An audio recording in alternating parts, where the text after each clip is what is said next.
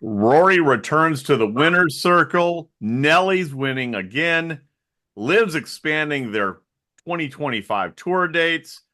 And the PGA Tour says it's going to get tougher to make money.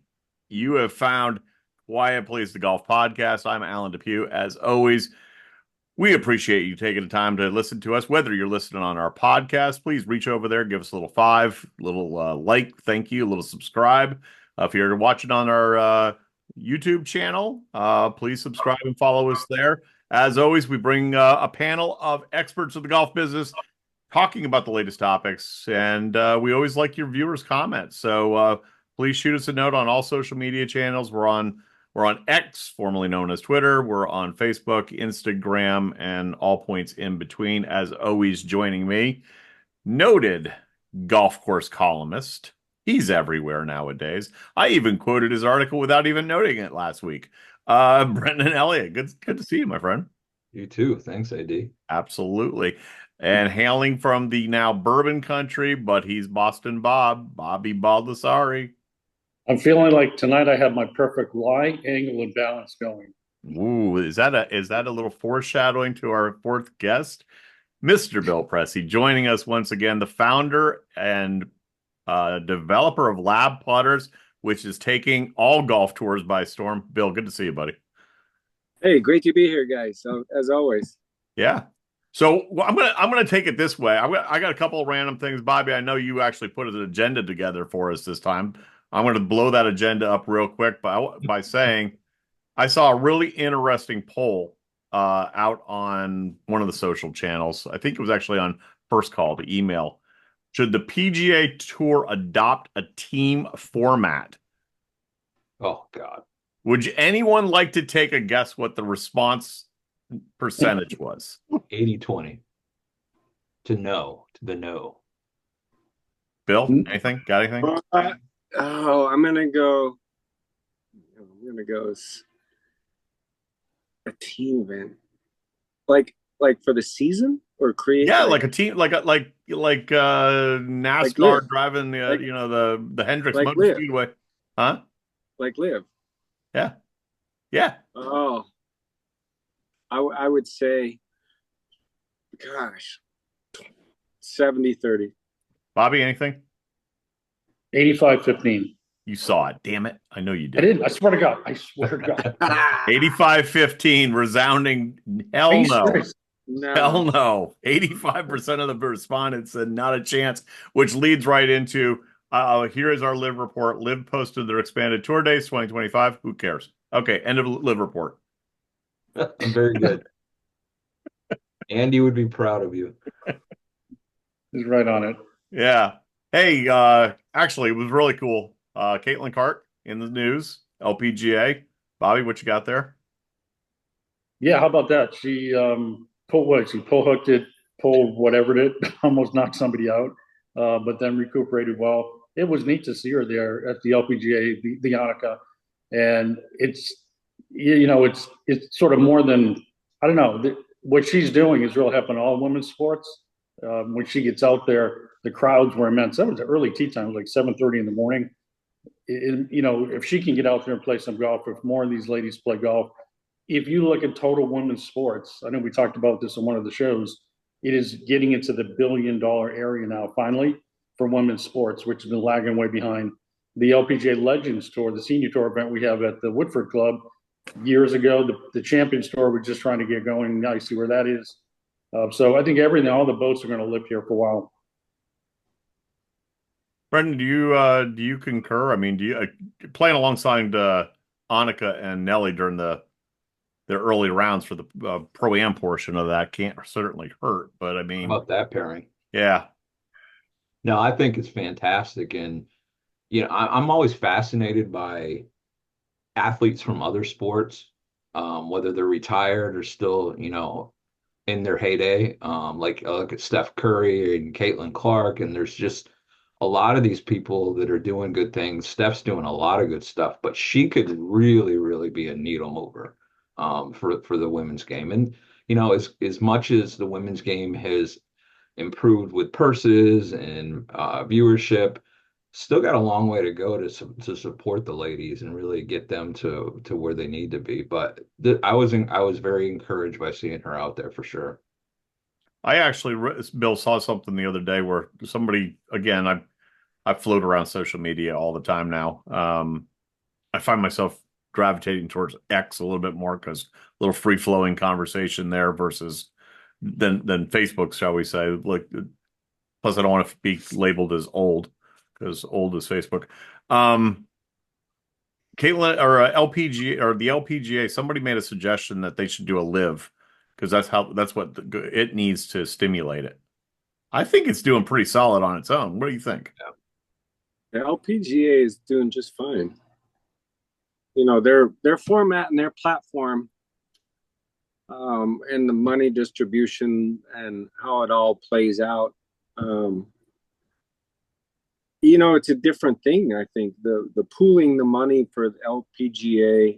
I don't know if they do it for sure, but I think there's a little more pooling of money for cash distribution. So they're not surviving on just their winnings, but they get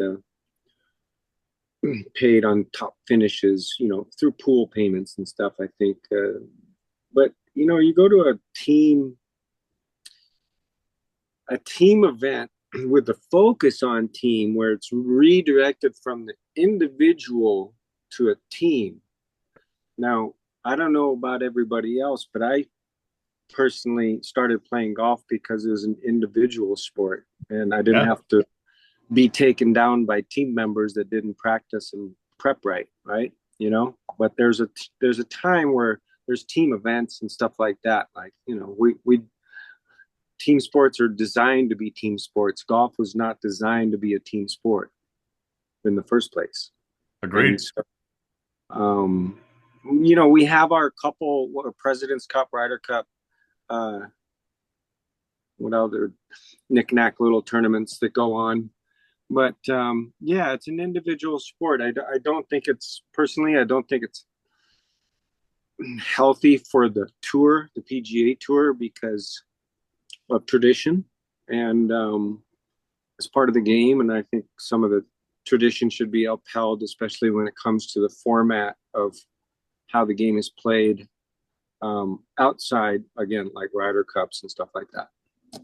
Yeah. Well, that's a little foreshadow because obviously we're going to dive into the Ryder Cup, which has gotten a whole lot more interesting in the last 2 to 3 weeks. But I mentioned at the opening, Mr. Rory McIlroy, and you know, gave himself a passing grade, said he was had a good 24 season, proceeds to win. But he's actually, what I was going to point to, he's in the news for his other upcoming venture, TGL, which got it added its third founding partner. Is this shocking? Best Buy. Wow, I didn't hear that. That is kind of odd. TGL, which is being presented by SoFi, announces Best Buy as a founding partner, joining Genesis and Business Solvers. It sort of kind of makes sense. Best Buy technology store. This is technology based. I don't know. It's still we'll see. What do you think, Bill? There's a lot of shifting going on right now. Yeah. There really is. I mean, the industry behind the scenes and big moves, companies trying to get an edge or just do their thing. It's God, there's so many strange. It's important in like the golf sector, or in sports, we're witnessing a lot of, you know, ever since COVID. I mean, the growth of COVID, right? That sent us on a whirlwind of. And then you had L.A.B, and you know, we've just been spiraling, and the industry is shifting. The business models are shifting. Like, these are models that have been in place for 70 years, and they're getting blown to pieces right now. Like right now, as in real time, right now. And it's just a spectacular. Try to keep up with. I almost forgot. I saw something. I think it was yesterday, this morning, with Top Golf, which Callaway, I think, can't wait to run away from that thing. It's like a bad girlfriend now. 5 quarters, same store year over year, 5 quarters, they haven't been doing well. Lower sales year over year, same store. That's not good. That gets me wondering. Topgolf based really on, socialization, but the hitting the ball, the technology, any correlation to TGL, these technology infused things that you mentioned, Bill. It is some of the beauty and purity of golf is you're out there alone. You got no teammates. Yeah, yeah. I just don't see how sim business is going to go away, because now sims are come down to be accurate and fairly cheap, relatively speaking. And with turf as good as it is, and everybody's selling nets, and you can build out a really good home sim for 10 grand. There's going to be hundreds of thousands of people doing that. Well, interestingly, I got a phone call about a month ago by a guy who had great business model, great little location, bar attached to his 4 bays, and it had a few other ancillary things. But the barriers to entries are easy, as you just said. 10 grand, 15 grand, find yourself a little space in a strip mall, you're in the golf business suddenly. Yeah. Yeah, and you can rent those bays out. Like tomorrow, we're going to rent out a sim for an hour that has TrackMan, and me and my buddy are just going to go play golf. Yeah. Yeah, just because they have a TrackMan. I don't like these others. I see some of the chains, they're using like infrared light systems again. It's the cheap stuff. I'm like, what are you doing? Why waste your money? Because but that's I guess the maintenance and maybe the startup cost is why, but it's just without a TrackMan or a GC Quad or the Hawk system or something, I don't see the value. But if somebody has one of those systems, my gosh, you can pick up a GC Quad for 5 grand on the used market. Yep. That works perfect. Yep. And you can, for 5 grand, you can build yourself one hell of a nice net. So yeah, I just don't see. I see all this satellite business, the sims, and this competitive leagues, like Peloton, and these, they can jump in anytime they want. I don't see that market going away, and I really think it's going to be strong. If I was going to invest outside my current investments, I would most likely go into starting a business that builds out sims and be aggressive about it, because that's what's coming for sure. Well, Bobby mentioned the Top Golf Callaway split, and I happened to print out this article. It's by our friend of the show, Alex Maselli, and this was actually last week. He wrote this. As of last Wednesday, Morgan Stanley trimmed its target price on the Top Golf Callaway stock to $9.50 from $10, and kept its underweight rating on the stock as it struggled in 24, down 36%. You can look at it 2 ways. The tried and true, which is the golf, is we played it as kids and we still play it the same way now, with this infusion of tech, and then you got your Top Golfs. I'll give credit where credit's due. Top Golf brought a lot of people that were on the sidelines and put a golf club in their hand. But the thing I'm beginning to see with technology is, because it moves so fast, you can't stay stagnant. Right. Like a Top Golf needs to continue to reinvent how they present things. I'm with Bill. I think the scalability now from the home side, you could have leagues from your house with people all over the country, all over the world, for Christ's sake, and won't have to leave the comfort of your home. And that's going to be the emerging technology piece. But I don't think Top Golf's dead in out of the game by any means. They just got to get a little bit. They got to reimagine, Bobby, their business model and how they go about doing things to kind of sustain. Because, like I said, everything's just moving at warp speed now. Remind me when we're offline that I'll share with you a business concept. Okay. You guys noticed that Top Golf went up so fast all over the country. I remember when I was traveling on tour, it's pop and you'd see them being built out. I'm like, who's sustaining this business? Like I think they got so disillusioned with the fad, and they started building out in demographics that can't support it. Exactly. And then by the same token, I think they use, because I taught for Golf Tech, they use the Golf Tech business model kind of like, well, we'll create our own demographics, because Golf Tech just created their own lessons. They didn't take lessons from any golf professionals. And that's a different thing. But I think they had that in the back of their head thinking, well, and for a while, we created our own market, right? Because there were people going there that don't play golf or that wouldn't, typically do stuff like that. And so, but I just think that was their downfall, is building in places that just can't support it. Well, Bill, to your point, I mean, the latest NGF, I think it was 27. I'm rounding off.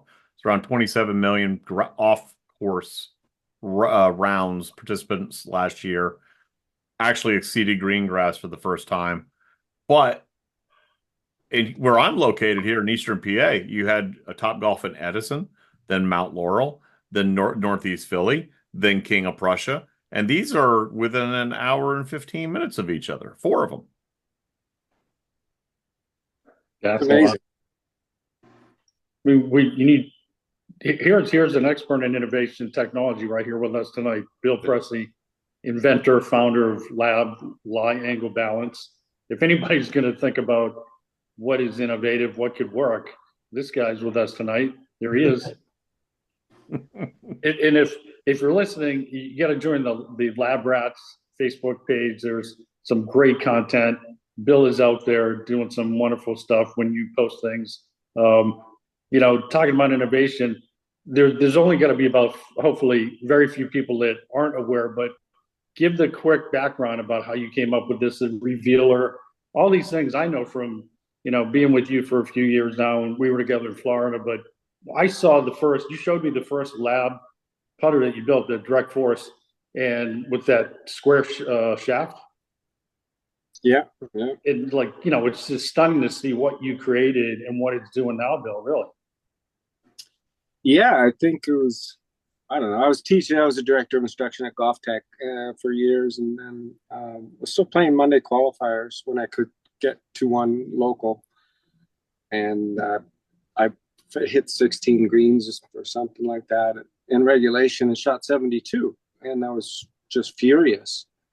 And I hit the ball pretty close to the stick that day, and then just nothing. And I even had 3 putts from 10 feet. So I came home and started cutting the grip off my putter and putting it outside my arm in a tricep lock.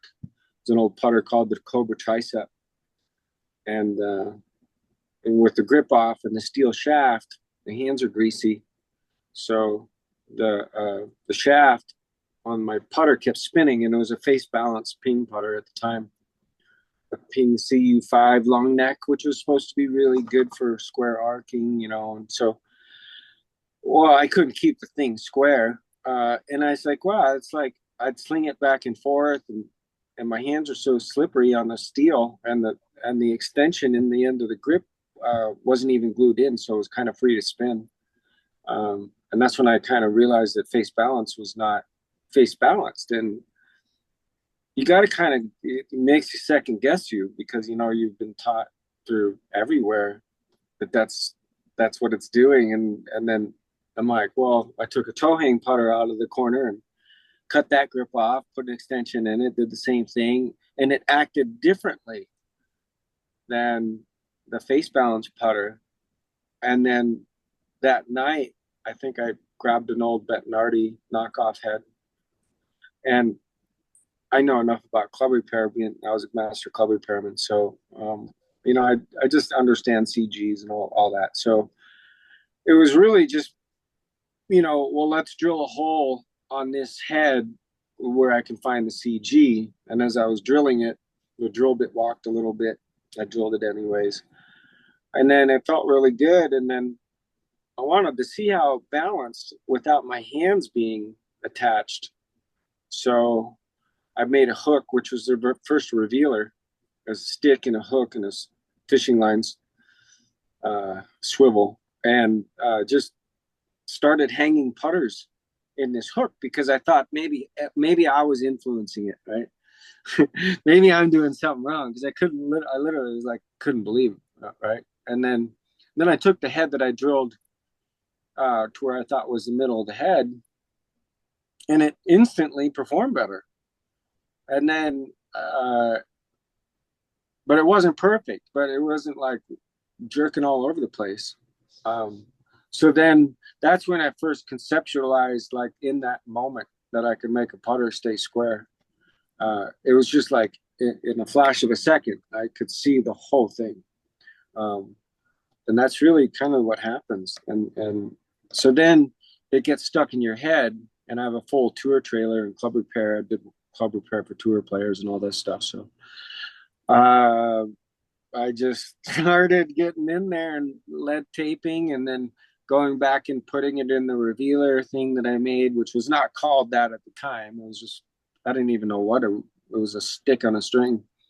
And then conceptually, the closer I got to making that putter do what my eyes expected my putting stroke to look like, right? But with this is all happening in a stick, and the putter's doing it by itself. Then I realized that I had something really special, and but then I had to second guess everything because back I started in the golf business in I don't know mid '80s, and we had some old Positive putter and the Tommy Armour Zap and some other toe up putters throughout time, but I grabbed one of my old ones and it didn't actually stay square, and I said, well, shoot, that's not the same either. Just because it's toe up, it's not the same. And I was like, well, this is weird. So then I really started stabilizing it. And then I realized as I bent the shaft flatter, it changed that balance. And as I bent that shaft more upright in that proto, it changed the balance. And I would have to like move lead tape around to make it do the same thing in the revealer. By this time, I had made a crutch. I got rid of the stick and I made a crutch like you use under your armpit. I modified that crutch into a really good revealer that was actually still to this day fantastic. And actually, I think it's better than the one you see that we make, my old broken crutch, because it's skinny at the bottom. If you don't see the crutch part, it looks cool, and I think it works better. But they do. It was just fascinating that you're a high caliber golfer, teacher, known club repair. Like you were, I've been trying to think over the last few years, get to know you. Like Karsten Solheim creates the ping, and there's been other people in golf that have created things almost more scientist. To me, you've always been more scientific in your head, but I don't think anybody's ever brought really high level caliber, tour level player. I've watched you teach, unbelievable. Like know the golf swing, no golf club repair, to like bring everything together. To me, it's been fascinating to watch this. Oh, thanks, Bob. Yeah, just a passion for growing the game since I was a kid. It saved my ass. Bill, I wanted to bring up with my teaching with my students. One of the things I think is a disconnect with putting. They'll drive themselves insane with technique, and I think the two areas that really kill somebody, not just from the number of putts, but from a confidence level, is not matching up the right putter with how their technique is, how they approach putting, and the other part has to do with not knowing how to read greens. Those are the two areas that I really try to hammer home with the kids is, look, your stroke's fine, but we need to get something in your hands that's going to match up with what you're comfortable with. Do you see any credence in that? Yeah, it's really a 4-part type thing. You have your equipment, you have reading the greens, you have your pace, and then the fourth one is your target acquisition. Mm-hmm. So remembering where that hole is when you're staring down at your ball, in your third eye, out in the distance. The great players can remember where that target is, instead of staring at the ball, they get object permanence and they just forget what stuff. It's gone, right? Yeah. So they're just relying on their secondary target at that point and hoping their pre-shot routine has them hitting the ball straight. But yeah, the equipment, making sure it's fitted, and reading greens and the pace control will get everybody to scratch or better. Yeah. to get like +6, +5, +4 handicaps, you have a skill where you can remember pin the tail on the donkey, like you get spun around, or you say, all right, stare at it, close your eyes for 3 seconds, and then walk over and stick this dart on the dartboard. I love that skill. That skill and exercising that skill is the number one thing that separates scratch players from professional players. There's so many scratch players that they look like pros until they forget where the target is. Right. Or, they had that 1 or 2 bad shots, but you got to exercise that. And in putting, especially, kids have that. Like, I think I was just thinking of, in fact, you brought this up. So I was talking to somebody the other day. It was after the Tyson fight. And, we were talking about how we slow down with age, but he wasn't slowed down. I think it was kind of fake. So, but, as we age, some of these skills become, almost like atrophy. You just got to exercise them or you lose them. And picking out your target, making the green, all the practice and preparation is absolutely clutch and has to happen. But if I'm working with somebody that I really think is worth the time, I try to put a lot of focus on playing. Scoring well means you got to remember where that target is. And you go out in today's world and instruction online, it doesn't matter where you look. Nobody's talking about, do you remember where you're hitting the ball? We hit into a net. Everything looks beautiful until you're at the top of your swing out on the golf course and you go, oh, where was I going to hit this? Or you don't know where you're going to hit it. You're gone. You're not even home. And that's so in putting and especially a high level putting coaching. I have my players stand over that putt, look at the hole, glance at the ball, stare at the hole, glance at the ball. Don't stare at the ball and glance at the hole, because you're going to lose that target acquisition and where that was. And then if I do a test where I'll have them stand over their ball and then they're going to look at the cup and I'm going to say, okay, I want you to walk, close your eyes. I want you to walk and I want you to put the end of your grip in that hole, in that cup. Right. And do this with kids. It really gets them into another zone that their brain is just not engaged, which they have access to.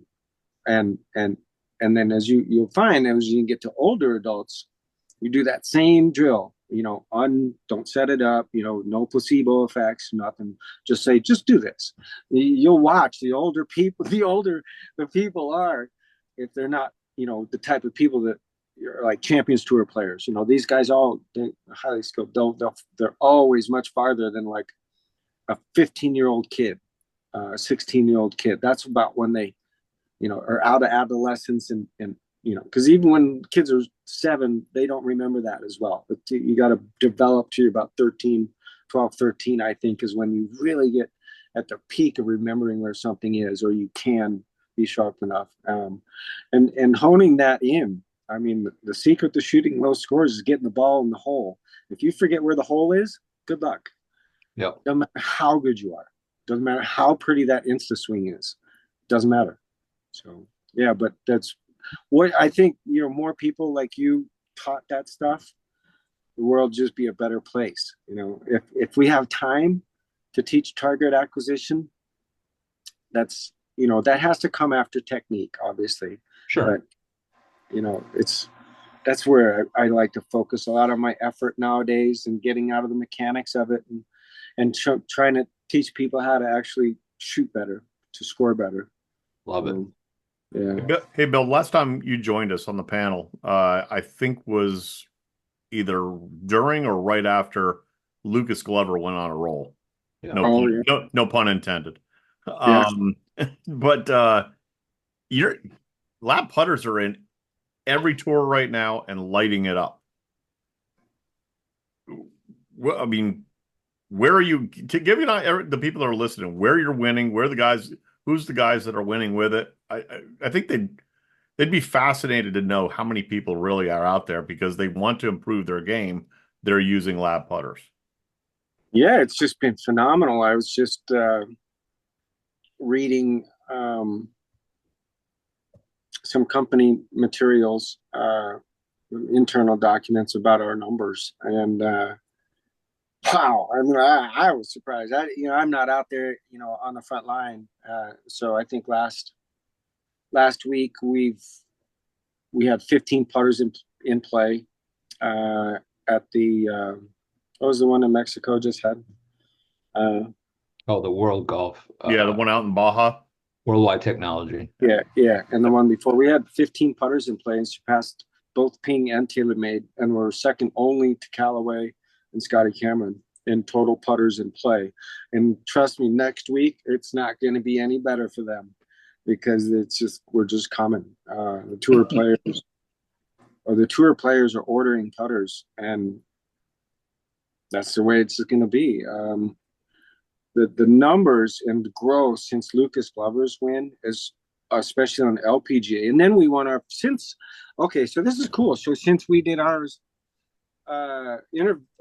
podcast last time, it was we had the Champions Tour. We got 2 majors on the Champions Tour. 2. The DF won its first major, and then the Mez, and then we also won our first LPGA. That completed our worldwide circuit for winning on every tour in the world. Was 2 weeks ago. The gal won with the her, was it a Mez, or no, it was a Link, I think. And so so we really just continued to grow the everybody at the factory, and Sam and our team in R&D and manufacturing are just crushing it. Even I kind of watch from afar, and it just blows my mind that there's so many motivated, passionate people behind this company now. It's just crazy. It's hard to actually wrap my head around, because who's going to replace me, right? When I leave or when I step away, from day to day. And it's just, there's so much. There's people who have lab tattoos. That's a real thing, dude. All right, I got to show you numbers. It's so funny. So funny. It's really become something in the last. Well, Mama don't know, don't hurt. Yeah, and I got to tell you, as you guys know, I'm under attack from every manufacturer. I shouldn't say under attack, but you get my point.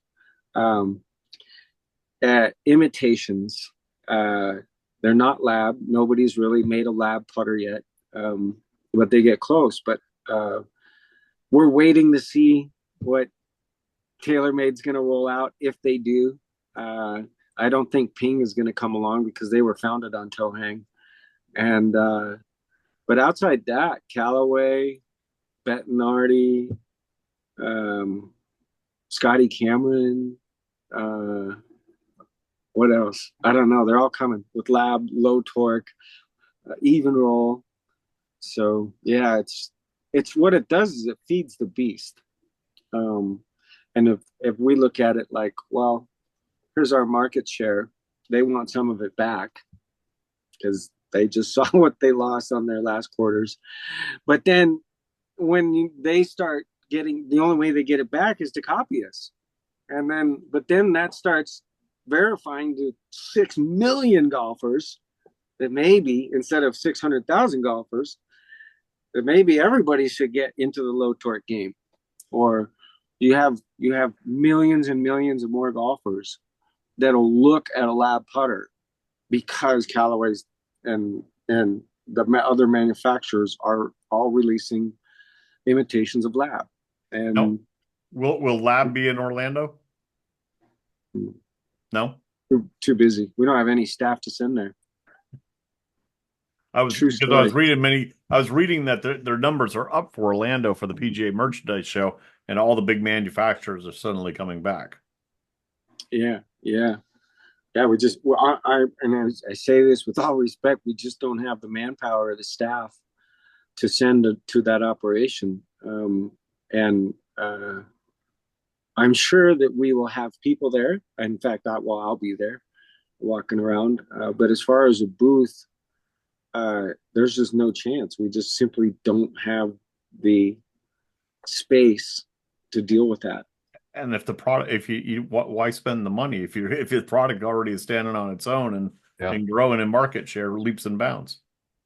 Yeah, yeah. I mean, even if we could go, we couldn't. We just don't have. Everybody's working full time, overtime, and yeah, it's just.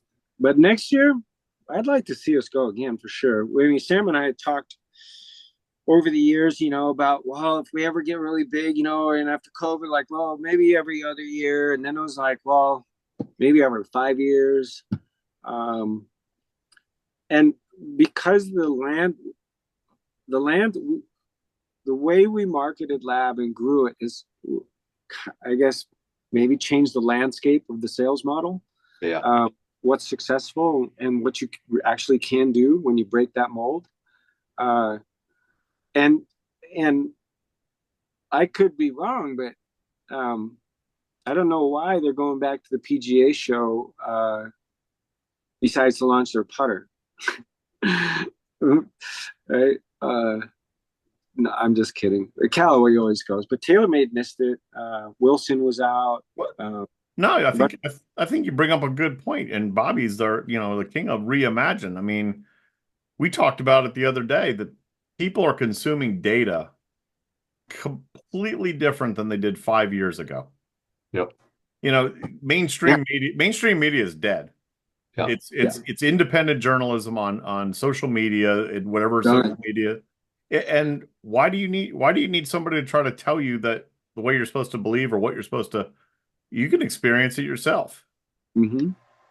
Yeah, they can't get the brainwashing techniques of marketing. Something that is disinformation is just it's been blown to pieces. Hey, Bill, remember earlier this fall, I'm in my golf shop. Won't name the company. They came in, like the rep was talking about this putter that really performs just like a L.A.B. They asked me, "Have you heard of L.A.B?"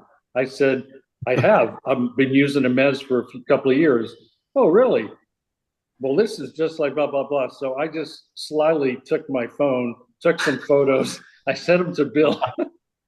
And I said, "Hey, this person's in my shop now." And yeah, but you were beautiful. You were like, "Yeah, they're just helping the marketing." It was awesome. I couldn't believe you said doing it like real time. Yeah. It was so funny. That was the day.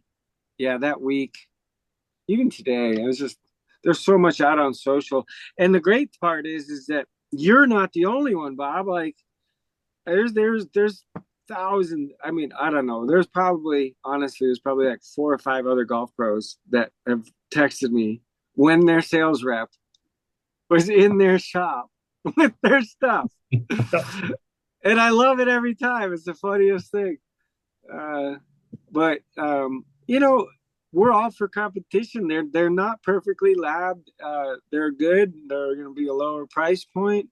Hopefully, everybody in the world, because that's our little share is quadruple or bigger the market share if 6 million people join in. Versus what the market is, and we have the golf stats. A putter in America, like the average golfer turns a putter over 5 years. That's a turnaround on a putter. If you guys have never heard that, it's 5 years. And so you got 6 million people every 5 years. You start breaking it down, and that's just core golf. Now since COVID, I think it's 12 million. Excuse me, I shouldn't have said 6 million because it's 12 million because it doubled. When I started the company, it was 6 million or less. So it was like 3, maybe less than that. But yeah, it just COVID has been a blessing for all of us. But now we just got to keep it going. and L.A.B is on the forefront to emerge as the industry leader in high quality putters. And that is, we're not shy about saying that's the goal. And we're doing everything we can to get there. And the gloves are off. We play nice. Sam, my CEO, Sam, has just been an absolute saint to these other companies. Because we talk about it, like we have to talk about it, and how these things are going, and the long-term strategies and relationships that we tried to nurture, but ultimately they didn't want to do. And who knows now? Now it's on. So it's as they say, when you release a L.A.B type putter, it's an act of war, or an act of friendship. We're not sure, but I think our focus, and it still will be, is to be the best at it. And that's better than a patent. The people don't care about your damn patents. They want to care. The only reason people care about a patent is so they can talk about it on social, or say you're going to sue them, or, nobody wants to sue anybody unless you really want an answer. And suing somebody may create enough public, buzz. what's the David and Goliath story? Oh yeah. That it's worth a couple million. Just even if you lose, it's worth a couple million, because then you garner the passion of the people. Like, Right. 25 years ago, I remember a story. A little pizza place had a meat lovers pizza, and Pizza Hut sued them. They took the letter and put it in a full-page ad in the newspaper and said, we're just a small little family. They were mobbed with people after that, supporting them. Yeah. So we understand this. I understood it, since day one. I started the whole company on Facebook, and that's and because they didn't have any dollars, so it was Facebook and a website. And when you start a company that way, you get how things work. You got to listen to the people. The people will tell you what they want if you just listen to them and not just feed them what you want them to eat. And so Facebook and Sam and myself have had a long relationship, and it's really starting to pay off in spades now, because we're big. We're not super nimble anymore, but we still have our ear and our ear to the pavement, and we stay connected every single day. I mean, how many inventors and CEOs you see out there duking it out or chatting it up with fans on social? We're answering personal questions. Like, Right.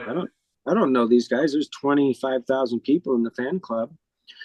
I probably get 5 or 10 questions every single day in messages, and I try to respond. And if I don't know the answer, I just say I don't know. But Hey, Bill. Well, I know you get asked a lot of questions about the putter. Do you think you'll get anybody saying, Bill, do you get any Ryder Cup tickets? Yes, Masters tickets. Well, because there was all the stuff going on with the Ryder Cup lately. Yeah. The ticket prices, the paying Yeah. in, now the Americans want to get paid, the whole thing. So, Yeah. what's your take on that? Well, if I want to go, I get one of those fancy badges, but I don't know. I don't know about tickets. Well, I don't know, but I just think that it's capital. It's a capitalist, right? This is the way America works. I think it's a shame that there isn't like bleacher seats or something. You need bleacher price tickets. Whether it's tailgating in the parking lot at the PGA Tour, just so people can go, or just like, I don't know. It's just buying, like people do it with our putters or our head covers. We'll release a limited thing for $85.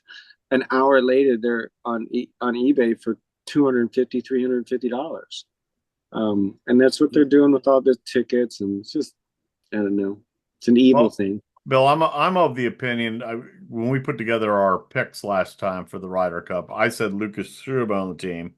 And I stand by that. He should have been on the team last go round. And I guess this time around, those guys will actually have a little bit of money to buy a lab putter. Now that they're apparently Bobby and Brennan, your PGA Yeah. are now paying that. Aren't you happy your dues are going to pay for JT? Maybe bad example. JT is a good guy, but aren't you happy that they're all going to get $400,000 to play golf? Well, that's what the ticket price raise was for, right? Oh, is that what it was? Yeah, I'm not happy about this whole thing.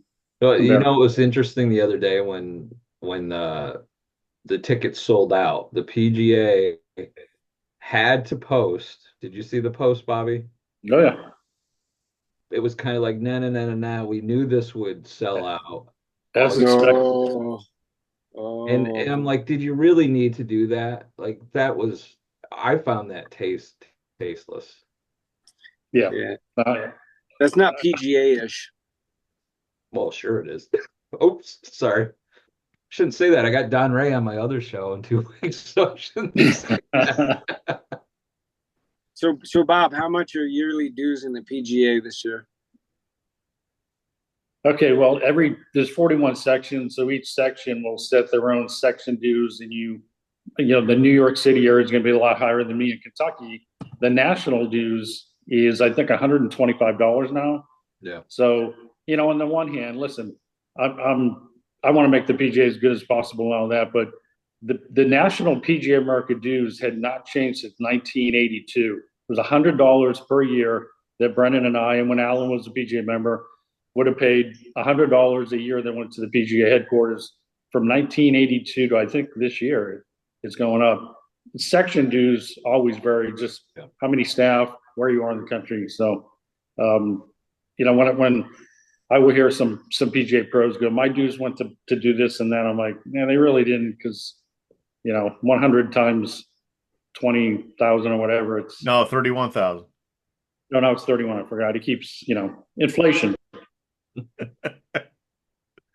I think I paid my last year as a member, I paid $600 in the Philly section. Wow.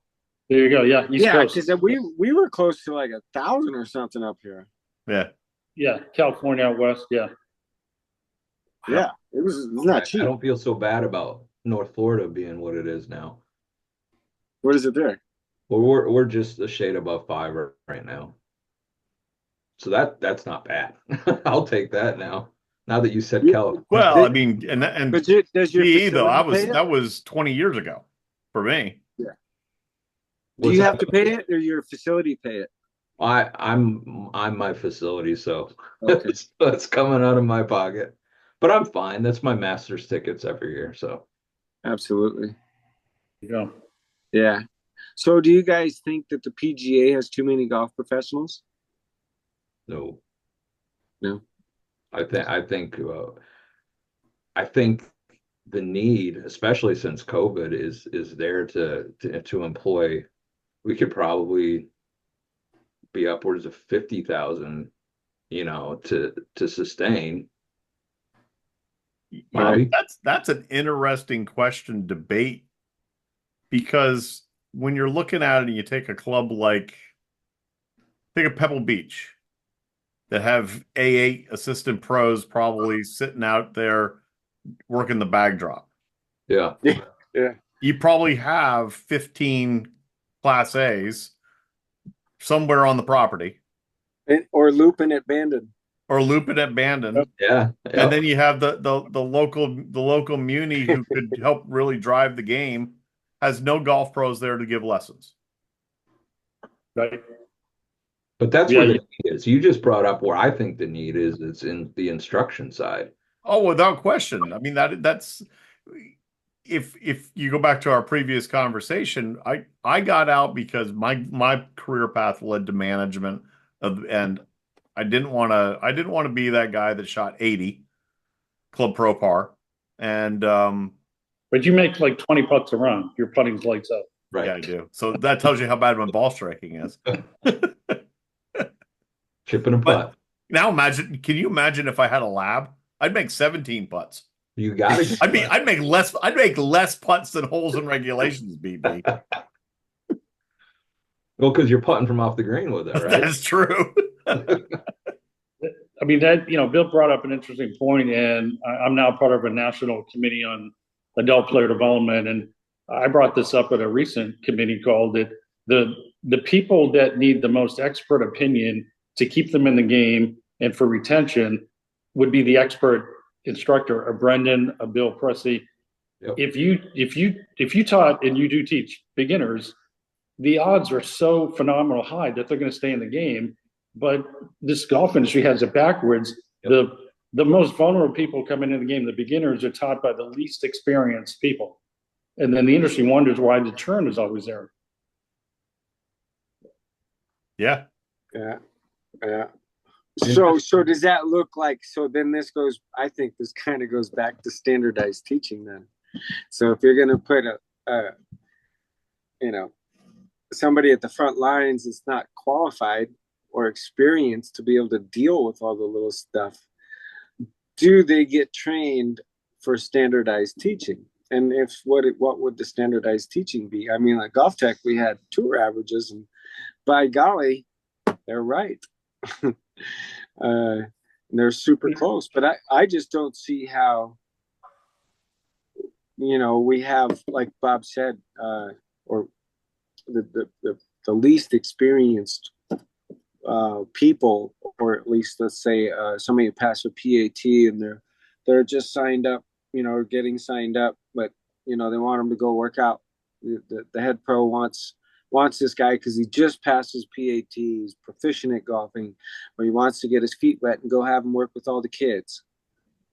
I don't know if there's a lot of where you answer that question, but I think our best teachers should be working with the kids.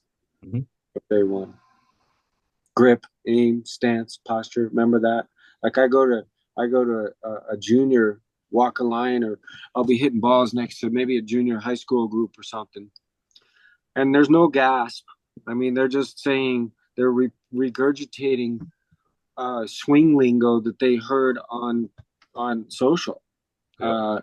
And whatever was fashionable that's sticking in their head for the afternoon, they go and see if it sticks to their kids without any rhyme or reason.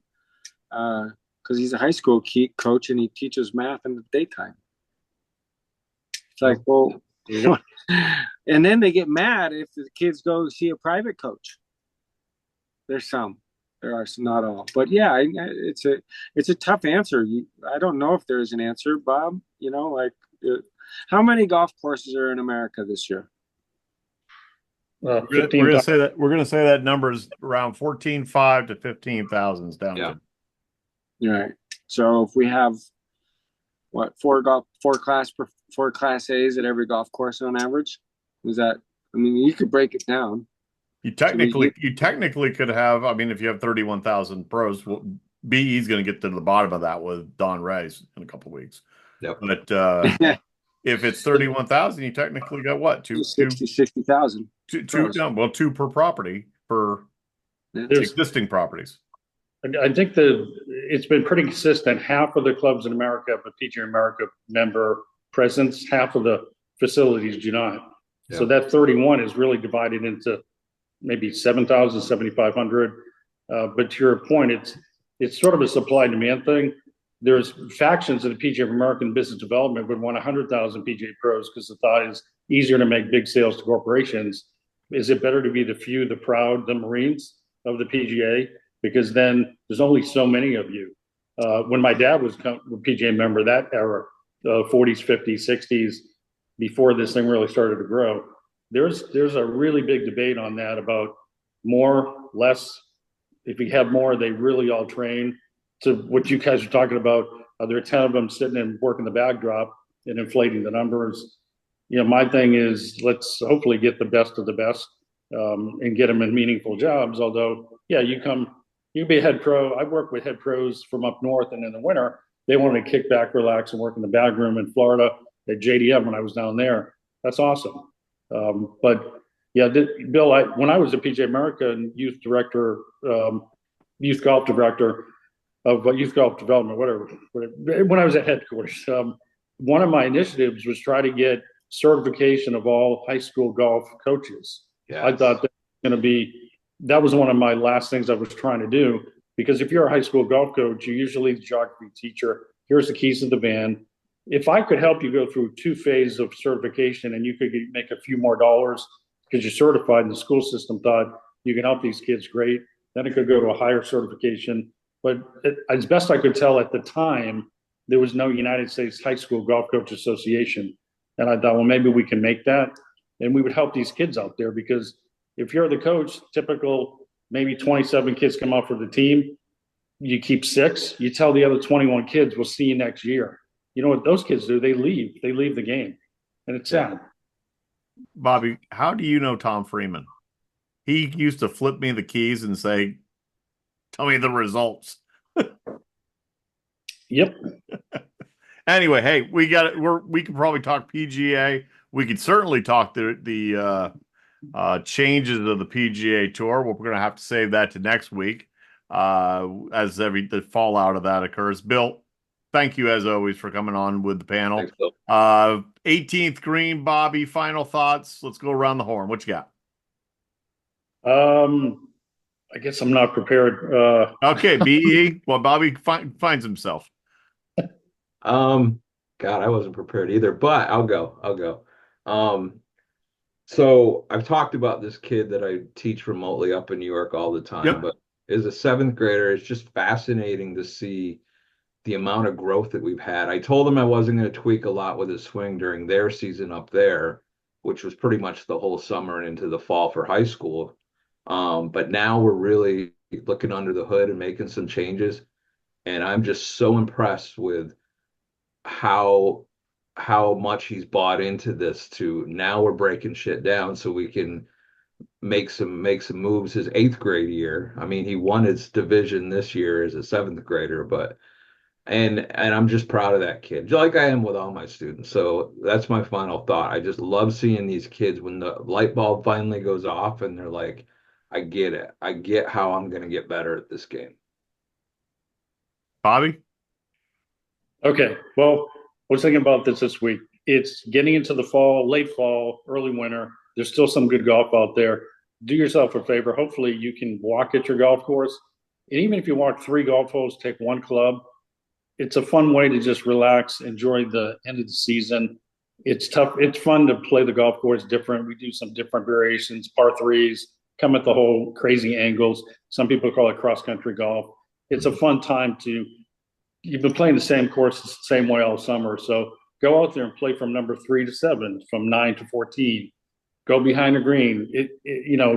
Use the golf course and look at it a little different. I think it's going to help your golf game a lot. We just did a 3-club event last weekend. And I get asked this a lot. I got my same 3 clubs. I shoot the same score with 14. What's the deal? It's a good time of year to get out there, have fun, and just have a little walk in the park. Less crowds, cooler temperatures, greens are stimping. Bill, what you got? I'll start off by Bob doesn't need a putter. He puts better with a 9-iron in the first place. He saw me. Yeah. But, I'm not kidding, guys. I'm not kidding. So final thought. Watch out for L.A.B. The Oz. The OZ is releasing right now. We just did our first release. It's absolutely phenomenal putter, you guys.